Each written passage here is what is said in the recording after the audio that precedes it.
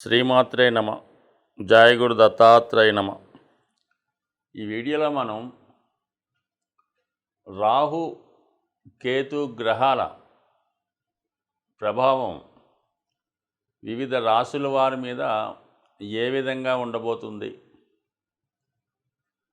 కాలసర్ప దోషం వల్ల లాభం కలుగుతుందా లేదా నష్టం కలుగుతుందా అన్న విషయాన్ని ఈ వీడియోలో పరిశీలించే ప్రయత్నం చేద్దాం.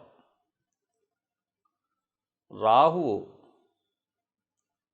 ఒక విధంగా ఆశకి కారణమవుతుంటాడు. భూలోకం మీద ఉన్నటువంటి సర్వ సౌఖ్యాల మీద తనకి ఆధిపత్యం ఉంటుంది. ఉన్నటువంటి అన్ని సౌకర్యాలు తనకే కావాలని ఆశతో ఉండడం జరుగుతుంది. అంటే రాహుగ్రహ ప్రభావం ఎవరి మీద ఉంటుందో వాళ్ళకి విశేషమైనటువంటి ఆశ, అలాగే విపరీతమైనటువంటి గర్వం, కోపం, అంటే మామూలుగా 6 దుర్గణాలు అంటారు కదా, ఇవన్నీ కూడా అంతర్గతంగా రాహుగ్రహానికి అంతర్లక్షణాలు అన్నమాట. రాహు ఎప్పుడూ కూడా హీరో కావాలనుకుంటూ ఉంటాడు. అలాగే నాయకత్వ లక్షణాలు కలిగి ఉంటాడు. అన్యాయాన్ని ఎదిరించే ప్రయత్నం చేస్తుంటాడు. సో ఏది చేసినా కూడా ఇంటర్నల్గా తనకి స్వార్థం ఉంటుంది. ఈ విధంగా రాహు ఆశ, కోరికలు వీటి మధ్య ఎప్పుడు కూడా మానవుడు జీవిస్తూ ఉంటాడు. అంటే రాహుగ్రహ ప్రభావం ఉన్నవాడు. దానికి సంపూర్ణంగా వ్యతిరేక ఫలితాన్ని ఇచ్చేవాడు కేతువు.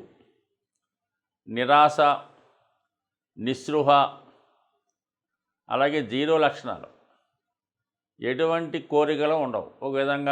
ఒక విధమైనటువంటి నిడారంబర యోగం, సన్యాస యోగం లాంటిది అన్నమాట. అంటే అన్నీ త్యజిస్తూ ఉంటాడు. తన దగ్గర ఉన్న ప్రతీది కూడా ఇవ్వడం జరుగుతూ ఉంటుంది. దానికి వ్యతిరేకంగా రాహు ప్రతీది కూడా తనకు కావాలనుకుంటాడు. అక్కర్లేకపోయినా కావాలనుకుంటూ ఉంటాడు. అది రాహు యొక్క లక్షణం. ఇది కేతువు యొక్క లక్షణం. ఒక రాహు విధానంగా దేనైనా ఎక్స్పెండ్ చేస్తుంటాడు. అది తను ఉన్న భావాన్ని కానీ, తను కలిసినటువంటి గ్రహాన్ని కానీ, ఆ భావ ఫలితాన్ని, ఆ గ్రహ ఫలితాన్ని పెంచుతూ ఉంటాడు, ఎక్స్పెండ్ చేస్తూ ఉంటాడు. అయితే తన యొక్క రాహు యొక్క పాయిజన్ని అందులో కలిపి దాన్ని పెంచడం జరుగుతూ ఉంటుంది. అంటే ఒక విధంగా ఇంటర్నల్ స్వార్థంగా పెరుగుతూ ఉంటుంది. అయితే గురువు అలా కాదు. గురువుకు కూడా ఎక్స్పెండ్ చేసే శక్తి ఉంటుంది. గురువు ఏ భావంలో ఉంటే, పంచమ భావంలో ఉంటే అధిక సంతానాన్ని ఇస్తాడు. ధనస్థానంలో ఉంటే అధిక ధనాన్ని ఇస్తూ ఉంటాడు. అయితే రాహు కూడా ధనస్థానంలో ఉన్నప్పుడు అధిక ధనాన్ని ఇస్తాడు. లాభస్థానంలో ఉన్నప్పుడు అధిక లాభాలు తెచ్చిపెడుతుంటాడు. ఇందులో రాహు ఇచ్చే దాంట్లో అక్రమార్జన ఉంటుంది. ఇతరులు నష్టపోవడం వల్ల, వాళ్ళు ఏడవడం వల్ల, బాధపడడం వల్ల వచ్చే లాభం రాహు వల్ల ఉంటుంది. గురువు వల్ల ఇతరులు సంతోషంతో ఇచ్చే లాభం కలుగుతూ ఉంటుంది. అయితే రెండు కూడా ఎక్స్పెండ్ చేస్తే చాలా తేడా ఉంటుంది. గురువుకి 5వ దృష్టి ఉంటుంది, 9వ దృష్టి ఉంటుంది. అలాగే రాహు కూడా 5, 9 దృష్టిలు ఉంటాయి. సాధారణంగా ఈ 5, 9 దృష్టిలు చాలా వరకు మంచి దృష్టిలు అంటూ ఉంటారు. అయితే గురువు తన దృష్టిలో ఆ భావాన్ని రక్షిస్తూ ఉంటాయి. రాహు ఆ భావాన్ని పాయిజన్తో నింపి ఇంకో విధంగా స్వార్థంతో నింపుతూ ఉంటాడు. అది రాహు యొక్క ప్రభావం. అయితే కేతువు ఆ భావాన్ని తగ్గిస్తూ ఉంటాడు. సప్తమ స్థానంలో కేతు ఉంటాడు. వివాహం జరుగుతూ ఉంటుంది. భార్య మీద ఇష్టం ఉండదు, ఏ వ్యామోహాల మీద ఇష్టం ఉండదు. ఈ విధంగా కేతు ఉంటాడు. రాహు ఆపోజిట్గా వాళ్ళ ప్రభావాన్ని చూపడం జరుగుతూ ఉంటుంది. సో మరి ప్రస్తుతం ఈ రాహు కేతువుల సంచారం, రాహు మీనరాశిలో ఉంటూ గురువు యొక్క రాశిలో ఉండడం వల్ల, అలాగే ఎటువంటి గ్రహాలతో కూడా కలయిక లేదు రాహుకి. కేవలం తను ఒక్కడే మీనరాశిలో ఉండి పూర్తి స్వతంత్రంతో తన ఫలితాలు ఇవ్వడానికి సిద్ధంగా ఉన్నాడు. అలాగే కేతువు కూడా ఏ గ్రహంతో కూడా కలయకుండా సింగిల్గానే కన్యా రాశిలో ఉండడం జరుగుతూ ఉంది. సో ఈ 2 గ్రహాల ప్రభావం మరి వివిధ రాశుల మీద ఏ విధంగా ఉండబోతుంది అన్న విషయాన్ని చర్చిద్దాం. అలాగే దీని పరిహారం ఏ విధంగా చేసుకోవాలన్న విషయాన్ని కూడా ఈ వీడియో చివరిలో తెలుసుకునే ప్రయత్నం చేద్దాం. ధనుస్సు రాశి వారికి చతుర్థంలో రాహు, దశమంలో కేతువు. ధనుస్సు రాశికి గురువు అధిపతి. అటువంటి గురువు యొక్క రాశి అయినటువంటి మీనరాశిలో రాహు ఉండడం వల్ల ఈ రాహు యొక్క ప్రభావం మీనరాశిలో ఉంటే ఎటువంటి ఫలితం వస్తుందో ధనుస్సు రాశిలో రాహు ఉన్నట్టే భావించి మరి ధనుస్సు రాశి వారు ఫలితాలు తెలుసుకోవాల్సి ఉంటుంది. రాహు చాలా పవర్ఫుల్ ప్లానెట్ అన్నమాట. దానికి మల్టిపుల్గా ఎలా ఉంటుందంటే రాహు ఏ గ్రహంతో కలిస్తే ఆ ఫలితం, ఏ రాశిలో ఉంటే ఆ ఫలితం, ఎవరితో చూడబడితే ఆ ఫలితం, ఎవరిని చూస్తే ఆ ఫలితం, ఈ విధంగా మంచి బలమైనటువంటి ఛాయాగ్రహం అనుకుందాం. అయితే ప్రస్తుతం 4వ స్థానంలో రాహు ఉండడం వల్ల జాతకుడికి మానసిక సంఘర్షణకి లోనవుతుంటాడు. ఏ పని చేద్దామన్నా ముందుకు వెళ్ళలేకపోతుంటాడు. ఏది చేద్దామని ఇది తప్ప ఇది రైటా అన్నటువంటి అంతర్మదనంలో జాతకుడు ఎక్కువగా సంఘర్షణ పడుతూ ఉంటాడు. అలాగే గృహ సంబంధించిన విషయాల్లో, స్థిరాస్తి సంబంధించిన విషయాల్లో చాలా ఇబ్బందులు ఎదుర్కోవడం జరుగుతూ ఉంటుంది. తనకి ఇష్టం లేని వ్యక్తులు తన గృహంలో నివసించవచ్చు, తను ఉన్నటువంటి ఆఫీసులో పనిచేయచ్చు. ప్రతిరోజు అతనితో వాళ్ళతో సాహసం చేయవలసి ఉంటుంది తప్పనిసరి పరిస్థితుల్లో. అది బయటికి చెప్పుకోలేడు. ఇంకో రంగం మొహమాట పరంగా ఇబ్బంది పడుతుంటాడు. అలాగే ఎక్కువగా జాతకుడి యొక్క మనస్సు పరిపరి విధాలుగా ఆలోచిస్తూ ఉంటుంది. ఈ విధంగా జాతకుడు వ్యక్తిగతంగా ధనుసు రాశి వాడిది ఆధ్యాత్మిక భావం, రాహు పూర్తిగా వ్యతిరేక భావం. ఈ విధంగా ఇతరులతో కలిసి కొన్ని కార్యక్రమాలు చేయడం అనేది జాతకుడి యొక్క మనోభావానికి ఇబ్బంది కలుగుతూ ఉంటుంది.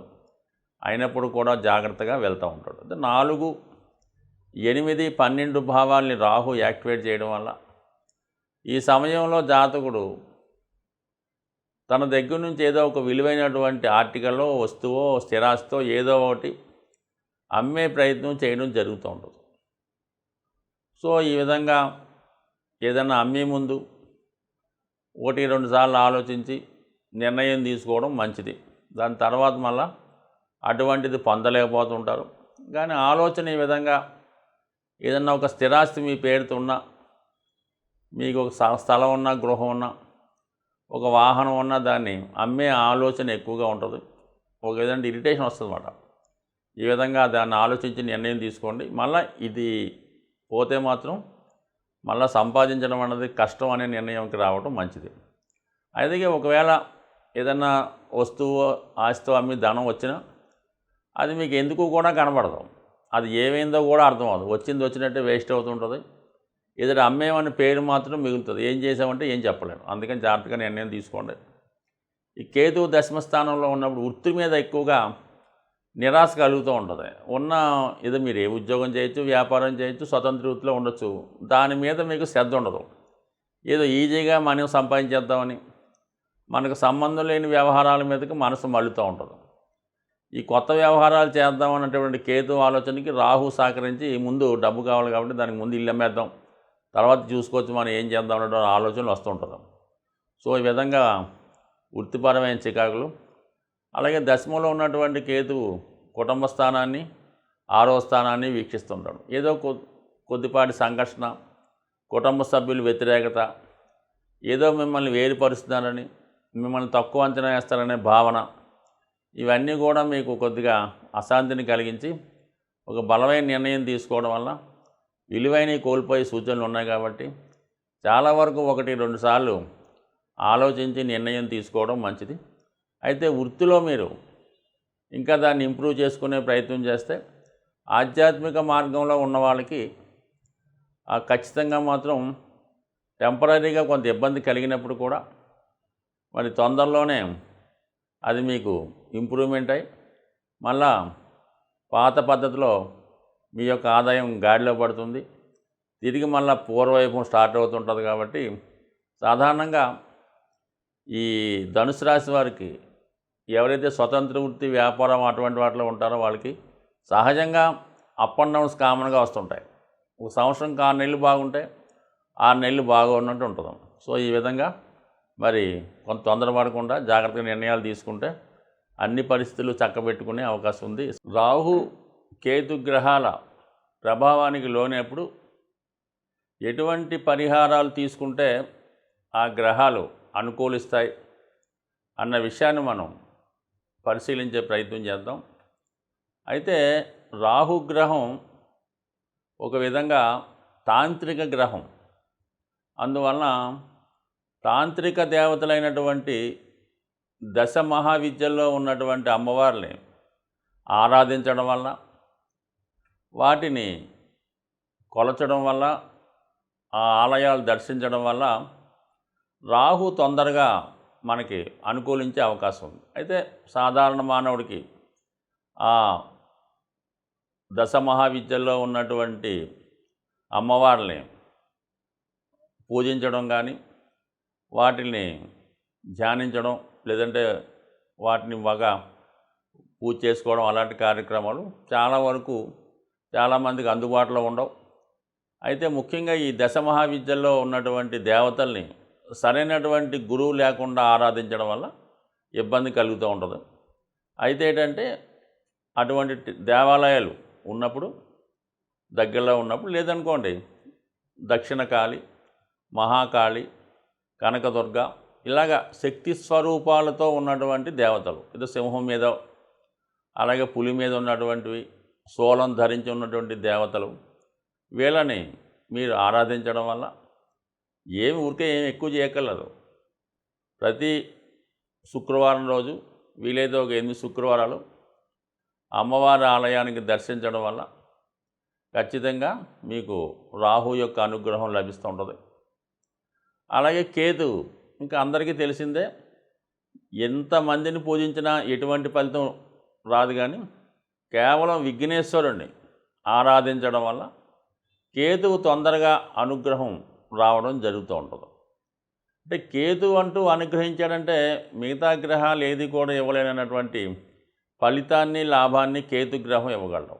కావాలని విఘ్నేశ్వరుణ్ణి, ముఖ్యంగా సంకటహర చతుర్థి, అలాగే వినాయకుడిని గరికతో అర్చించడం, లేదంటే గణపతి హోమం, లేదంటే వినాయకుడి టెంపుల్లో ఉండ్రాళ్ళు ప్రసాదంగా పెట్టి పంచిపెట్టడం, ఎప్పుడూ కూడా ఇలాంటి సింపుల్ రెమెడీస్తో మరి రాహు కేతువుల యొక్క అనుగ్రహానికి పాత్రలవడం మంచిది. ఒక విధంగా రాహు అనుగ్రహిస్తే ఎవ్వరూ ఇవ్వలేనటువంటి అఖండ ఐశ్వర్యాన్ని రాహుగ్రహం ఇవ్వడం జరుగుతుంది.